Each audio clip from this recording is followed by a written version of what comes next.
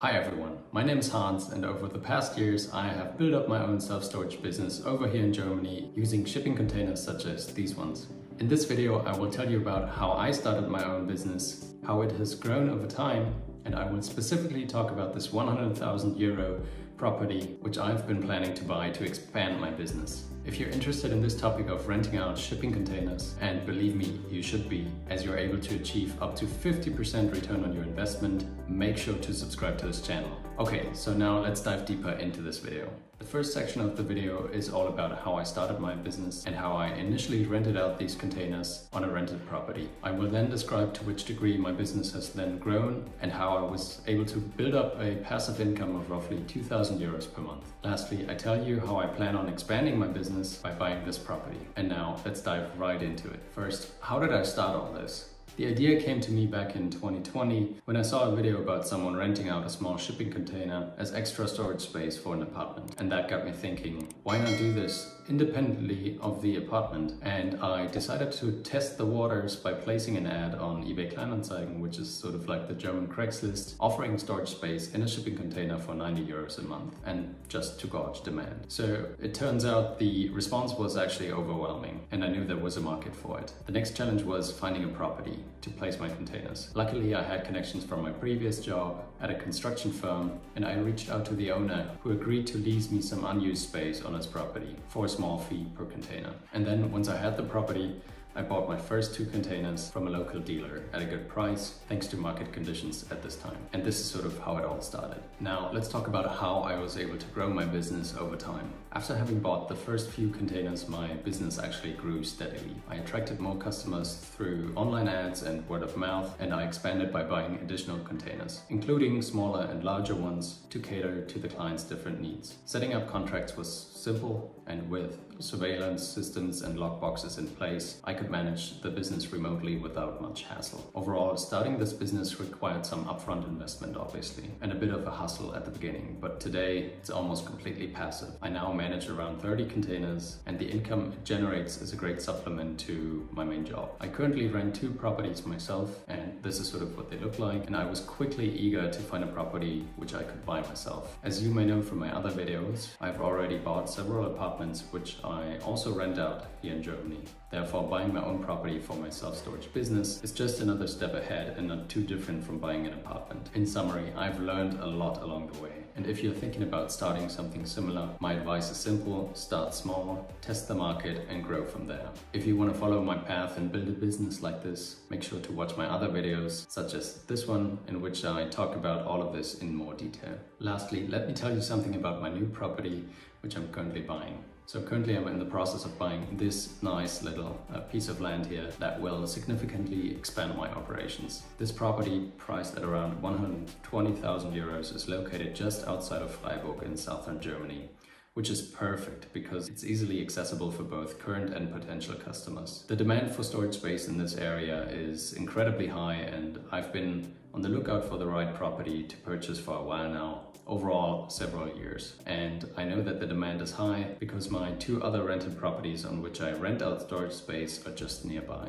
And after checking out multiple options, this one stands out due to its ideal size, great location, and a reasonable price. I found this property through Immobilien Scout, a German website on which properties are usually listed. The plot is ideally sized at 770 square meters, or roughly 8,300 square foot, providing enough space for at least 20 containers and allowing room for future growth. If I stack the containers on top of each other, I could easily put 30 to 40 containers on this land. As I plan to rent out 1 shipping container for roughly 100 euros at the beginning, this will certainly provide me with a really positive cash flow of at least 1,000 euros per month, or anywhere up to 3,000 euros per month. But more on this here in a second. In the past month, I have been in touch with the realtor for quite a while now, after having seen the property online for the first time. Back then it was advertised for 190,000 euros, so really expensive, but they didn't find a buyer for the price. I have now negotiated the price down to 120,000 euros, and the realtor will get an additional 3.5% of that from me, and I will also have to pay transfer tax of roughly 5% here in the state of Baden-Württemberg. I have already talked to my bank, and I will finance 100% of the purchase price, which means that I cover these side costs which I talked about just now, through my own equity, as I will be paying roughly 4% in interest due to the loan and roughly 2% repaying the loan itself. My monthly payment is around 520 euros. Now, as I mentioned before, I plan on renting out these containers for roughly 100 euros per month. That means that I only need 5 containers to cover my monthly payments, even though I can store anywhere up to, let's say, 40 containers on this property. This property will therefore provide me with a highly positive cash flow each month. And now let's quickly have a look at the property itself, what it looks like, where it is located, and how I will arrange the containers on this property. So as I just mentioned, this is where it's located. You can see Germany here, and all the way here down in the south is Freiburg. Let me just zoom in on this. You can see Freiburg here. This is the border towards France over here and towards Switzerland in the south. And right below Freiburg, we do have this small city called Bogingen. It's a rather rural area. And down here you can see the property itself. It has, it's actually a big property overall. It's this whole quadrant over here.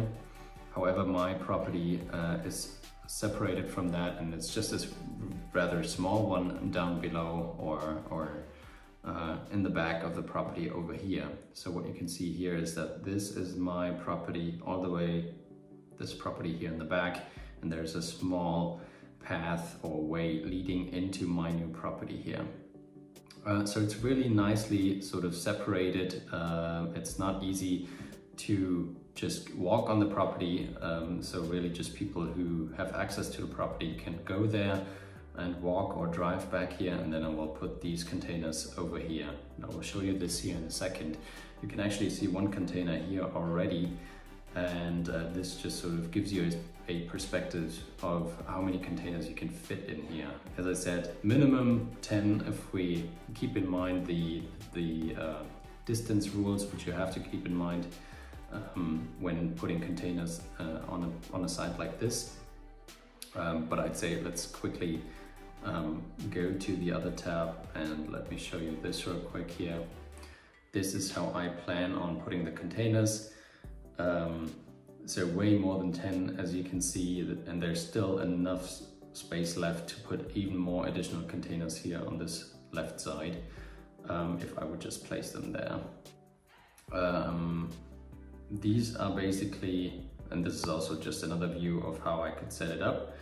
You have this sort of 3 meter difference between the containers, so you could easily drive back there by car to store your stuff into these containers, open the doors, and then store them into, store the stuff into these containers. And I could also build a house here, which is also an additional 160 square meter ground area. So let me show you how I would do this in practice.